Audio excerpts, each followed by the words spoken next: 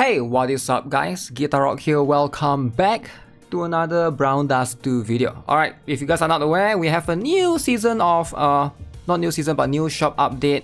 Right now is the month of February if you guys are not aware. So a lot of the things for the shop do reset, so make sure you guys are purchasing the following, right? So we still have all of these relevant stuff. As per usual, you know, the costume selective enhancement, make sure you guys get it. This one, I'm definitely going to get this. Morpia is one of the best costume for this particular one to tackle Tower of Salvation. If you guys play endgame a lot, that is going to be the one to go to, right? As for this particular one, obviously you want to go for the supports. If you haven't +5 any of the supports, you should go for that.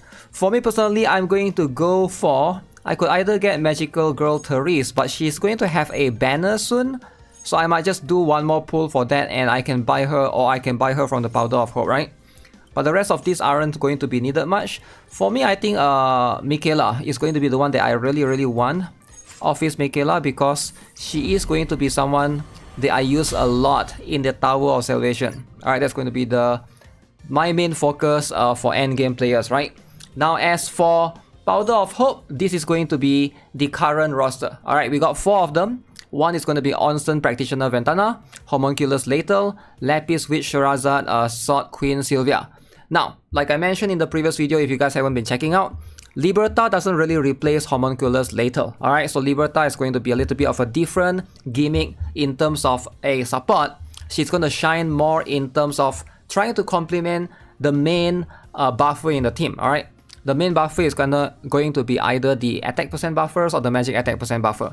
Because hers is damage percent, damage scaling is going to be a little bit different. In most cases, they are going to be a little bit behind from the attack percent and magic attack percent. So in most cases, you are still going to use Homunculus LATHEL alongside with Liberta, alright? Or are you going to use Helena alongside with Liberta? So she's going to be a secondary buffer in that particular case. So Liberta is going to compete alongside with, you know, maybe like Diana and stuff, right? But in some cases, or in most cases, LATHEL, alright, I highly recommend him for sure. It's a little bit sad because I was hoping that we will get, by now, we will get like a crit rate physical attack buffer, because that's going to be much more important. LATHEL is still strong, but it's going to be a little bit hard to use in the tower, right? But overall, if you have not yet already obtained your LATHEL up to +5, highly recommend him. He's going to be a very budget buffer, very useful there. For 1 SP, he's going to be able to do a lot. So by far the priority for in this particular list, yes, I understand that there's a lot of dude haters out there, but dude lovers be winning sometimes, right? Homunculus LATHEL, one of the few meta buffers in the game. Now, in terms of second priority, it's going to lie between Lapis Witch, Sword Queen Sylvia, Onsen Practitioner Ventana. Let's talk a little bit about Ventana. Alright, there's a reason why I didn't +5 her. She has a very unique gimmick, right? I didn't even really use her in the previous the boss Fiend Hunter stuff, because she's still very reliant on a few other things like Taunt and Concentrated Fire to be able to utilize fully her potential. And this particular costume, I would say this one is probably going to be better than the other few, but this is going to be an amplification costume, right? So increase the enemy's damage taken by light property attacks by 100%. And I don't think it's the problem with the light property attack, but I think the problem here lies with the Tal range. It's only 1 Tal compared to someone like Venaka, which I do think is like way better. Venaka is as an amplification character, this particular costume right here, right? This one is just way better, right? Increase damage taken by wind property by 125%, and you look at this. And also this one does quite a lot of damage as well. But yeah, the problem with Venaka versus Ventana, alright, so something to consider. So Venaka, I feel like her value in most situations in a Fiend Hunter scenario or in guild raids, guild bosses scenario just makes more sense, right? Compared to Ventana, where she's definitely way more conditional. And you know, the single Tal range makes it that she is going to fit in very niche situations, very niche scenarios where you know, the boss only has 1 weak spot, for example, right?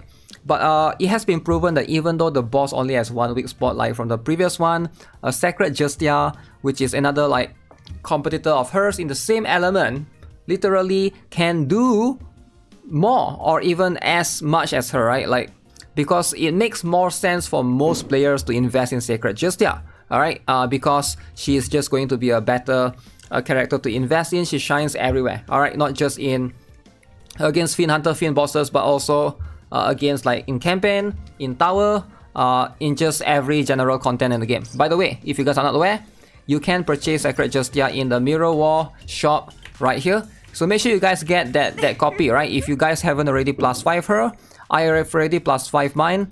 This is going to be one of the best costumes that you can obtain in the game. If you have been diligently playing PvP, get the currency, the coins. Alright, as you can see, I got 80,000 right there. I don't really need this, but if you get this, it will convert to golden thread, which you know, I don't really need for now, but I guess I should just get it because there's no need for me to keep that currency anyways, right? The rest of the things I don't really need as much.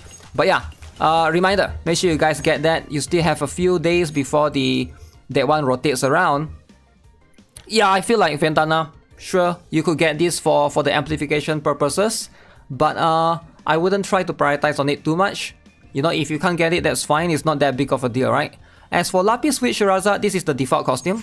I believe this is the one that you get for free in the story content, right? You get like at least one copy.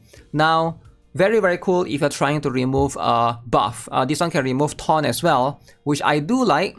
Very strong. Alright, so it is going to be very useful in a lot of situations. You ideally want to try to maximize this costume, preferably, especially if you're trying to later on in the end game Tower of Salvation. There's going to be those enemies that can taunt you, even in the current guild raids, guild bosses, right? I believe in one of this one. Let me see if I can show you guys, because just yesterday I was doing the chapter 5, the stage 5 one. I don't think I can show it because it's already done. But oh, it rotates. Oh, it changed the enemies around. Okay. I believe one of the day there was one enemy that has like taunt somewhere in front. You just remove the taunt with Sherazade. Alright, because there's only, as far as I know, there's a few characters that can do that. Sherazade can remove taunt.